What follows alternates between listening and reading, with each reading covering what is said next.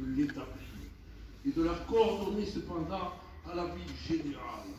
Le courage, c'est de surveiller exactement sa machine à filer ou à tisser pour qu'aucun fil ne se casse, et de préparer cependant un ordre social plus vaste et plus fraternel, où la machine sera la servante commune des travailleurs libérés. Le courage, c'est d'accepter les conditions nouvelles que la vie fait à la science et à l'art, d'accueillir, d'explorer la complexité presque infinie des faits et des détails, et cependant d'éclairer cette réalité énorme et confuse par des idées générales, de l'organiser et de la soulever par la beauté sacrée des formes et des rythmes.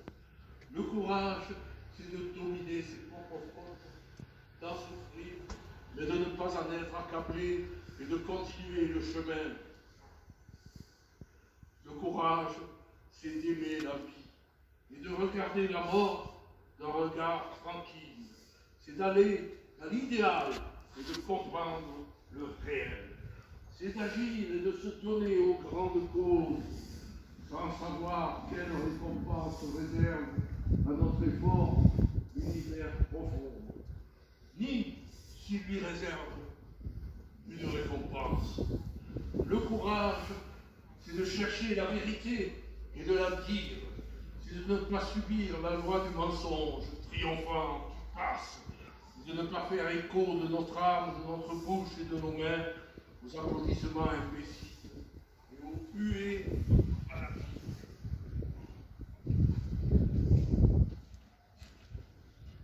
Ah, vraiment, comme notre conception de la vie est pauvre, comme notre science de vivre est courte, si nous croyons que la guerre abolie, les occasions manqueront aux hommes d'exercer des pouvoirs.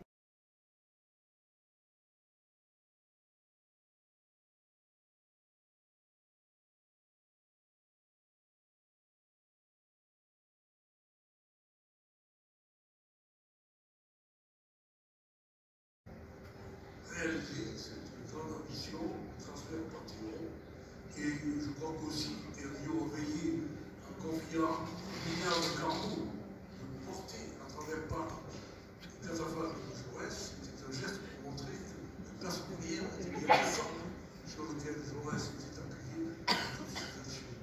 Et donc, certes, il y a eu derrière le défilé, je dirais, officiel, mais qui a rassemblé 200 000 personnes dans les rues de Paris.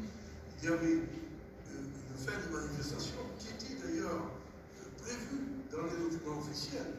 C'était les organisations communistes qui l'avaient appelé en disant Jaurès doit être vu comme un révolutionnaire, comme un précurseur de Lénine, des étoiles à l'époque, mais ces léninistes de l'époque n'ont pas perturbé la cérémonie pour du Panthéon. Ils n'ont pas fait de saccage, ils n'ont pas fait de tumulte, et leurs dirigeants, Marcel Cachet et Paul Regarde-Couturier, ont pris la parole devant le Panthéon pour donner leur propre avis. On peut dire que, certes, il y avait une décision dans le cortège, mais il y avait eu un rassemblement dans l'esprit de tous les grands Jaurès. Nous sommes hélas pris par